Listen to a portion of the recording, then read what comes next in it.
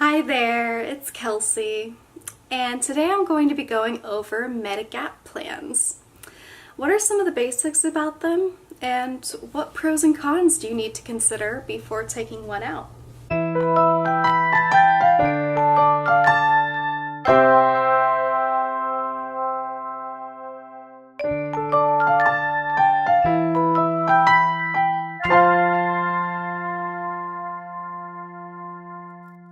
Medigap plans, they are also called Medicare Supplement plans. So these terms are really used interchangeably. It's like tomato, tomato. They really mean the same thing. And for today's video purposes, I'm going to be doing a high-level overview of Medigap plans. It's not going to be a really detailed, in-depth look on every single plan type, but that'll be coming in the future, so be sure to stay tuned for that. First thing you need to understand about Medigap plans is that they are not something that's provided by Medicare directly. They are going to be regulated by your state's Department of Insurance. However, they are provided through private insurance. So you will want to shop around, look at different insurance companies, and they'll be able to provide you with different supplements that they offer. To qualify for a Medigap plan, there's going to be a few items that you need to have in place already. To start with, you need Medicare. And the Medicare that you need to have is Part A, which is hospitalization coverage, as well as Part B, which is medical coverage. On your Medicare card, it will show effective dates next to Part A and Part B if you have both of them in place. So that's just how you'll know if you're not sure. For a Medigap policy, you need to not currently qualify for Medicaid, which is state income assistance. And that's mainly because Medicaid basically works like a Medicare supplement plan would, but you have to pay for a supplement, so there's no sense in having both Medicare supplements and Medicaid. You also need to not actively be enrolled into a Medicare Advantage plan or a Medicare savings account, just simply because Medigap plans do not coordinate with that type of insurance coverage. It does coordinate with Medicare, but not any other type of Medicare plan. If you find a Medicare supplement plan that you like, you do need to be a permanent resident of that state also. And then once you are enrolled into a supplement plan, it's kind of like an elite club. Once you're in, it's going to be guaranteed renewable, regardless of any health conditions that may come up in the future. They're never allowed to disenroll you due to health concerns. So now we're going to get into some pros and cons of Medigap plans. That way you can decide for yourself whether it's worth it. So one of the pros is that you can enroll into these plans at any time throughout the year. Unlike Medicare Advantage plans or prescription drug plans, which need an active enrollment period available for you to enroll, Medigap plans are free game anytime. However, one of the cons is that there may be medical underwriting. More often than not, they're going to ask you medical questions to see if you do qualify. And the only times that they don't is if you have an open enrollment period, like when you first qualify for Medicare, or if you have a guaranteed acceptance exception, where they can skip the medical questions and automatically get you into the plan. Another one of the con sides of supplements is that they're not always going to be available to individuals on Medicare that are under the age of 65. Now, another one of the pros of these plans is that they are built to fill in the gaps of what your Medicare doesn't cover, as far as your deductibles, your co-payments, and your co-insurance amounts. And what that means is, if you get a really high coverage supplement plan, that means your bills every time you use it will be little to nothing out of pocket. Many times these plans also have travel coverage outside of the country as well. However, some of the cons are that these plans are built to cover what Medicare doesn't pay towards Part A and Part B expenses only, meaning hospital and doctor's visits, anything that falls under Part A and Part B, they'll cover the additional amounts that Medicare doesn't pay towards. So prescription coverage is not going to be included in a supplement plan. You'll still need to have a separate Part D prescription plan to have the coverage there. They do not cover routine hearing, dental, or vision.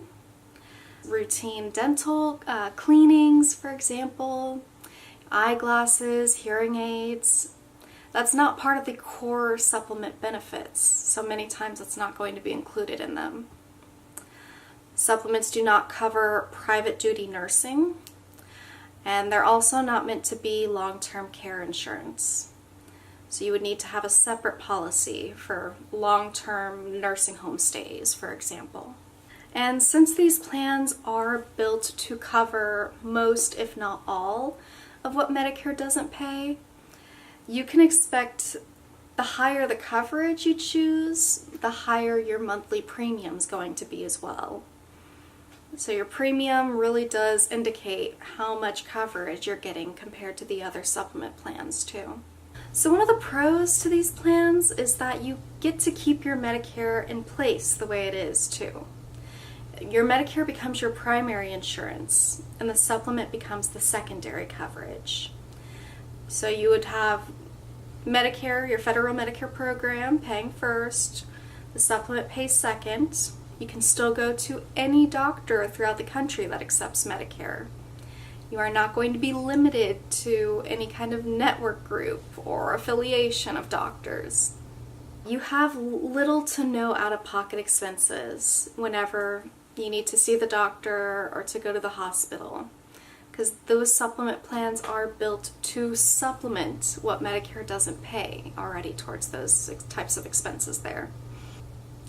Now, some of the cons on that end are that since this is meant to supplement Medicare Part A and B, it can get pretty pricey in the premiums whenever you add on the prescription plan, the dental plan, the vision plan, the long-term care plan. Not to mention that's a lot of ID cards to have to carry around with you and lots of insurance companies to keep track of. So another pro benefit here is going to be that the supplement plans, their core main benefits are standardized through Medicare. And what I mean by that is that if you find a plan called a Supplement Plan F through one insurance company, its main core benefits are going to be the exact same thing as a Supplement Plan F through another company. So this really helps you out because it allows you to shop around to find the company you're most comfortable with and the price you're most comfortable with too. The exception to this rule, though, are going to be a few states who want it to be unique. We have Massachusetts, Minnesota, and Wisconsin, who have chosen to have non-standardized supplement plans. So I'll be sure to make some videos on those 3 states in the future too. And if you do live in Massachusetts, Minnesota, or Wisconsin, comment that down below and let me know if that is a video you'd like to see. A con to this, though, is although the plans are standardized, on paper they look really similar to one another. So it can still seem pretty overwhelming and confusing to a lot of people too, as to which plan would most benefit them.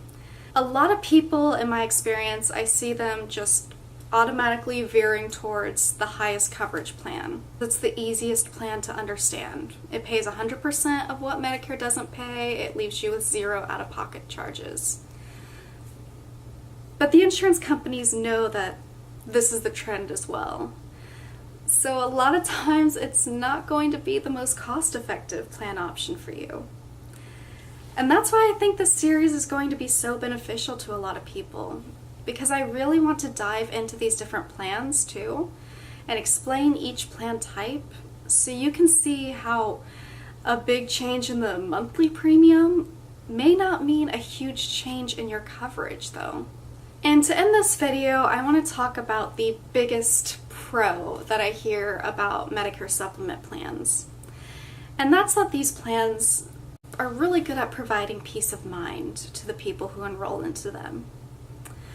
Because the supplement plans do offer you so much flexibility of the coverage, and so much coverage, I should say too, it's something that people view as an investment towards their future. It's something that people have to help them sleep at night. Because regardless of what health conditions may come up as we age, you know that that plan is standardized in its core benefits. It's not going to change. It's not going to lessen the amount of coverage it provides you. It's not going to disenroll you for having a health concern pop up. So if you enjoyed this video, feel free to like it again, share it with some friends. If you learned something through this video, please comment that down below so I can see what information was most valuable to you. And of course, don't forget to subscribe. Bye!